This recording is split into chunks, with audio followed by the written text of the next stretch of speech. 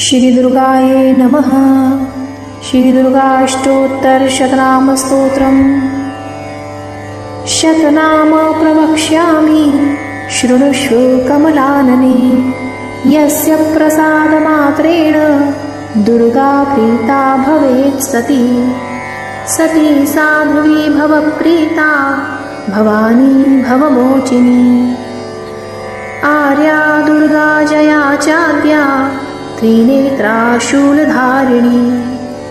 पिनाकधारिणी चित्रा चण्डघण्टा महातपः। मनोबुद्धिरहङ्कारा चित्तरूपा चिताचितिः। सर्वमन्त्रमयी सत्ता सत्यानन्दस्वरूपिणी।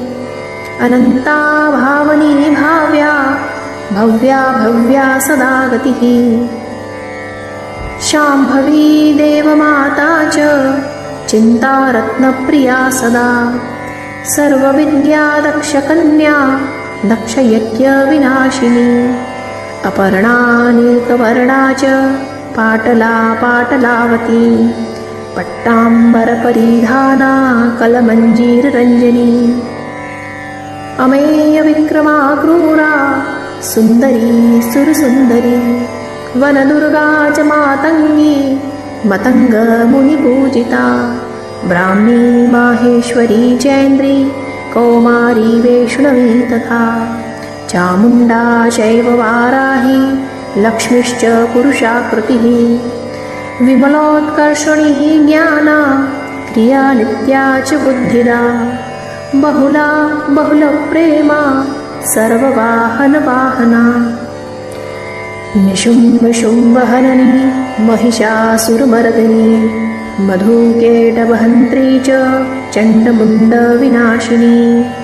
सर्वासुरविनाशा च सर्वदानवघातिनी।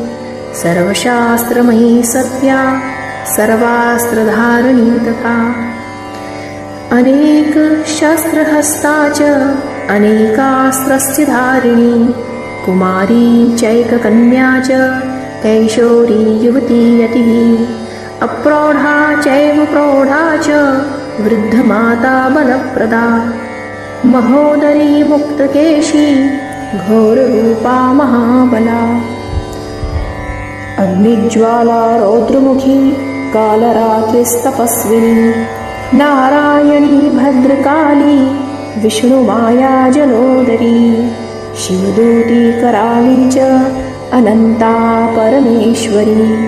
कात्यायनी च सावित्री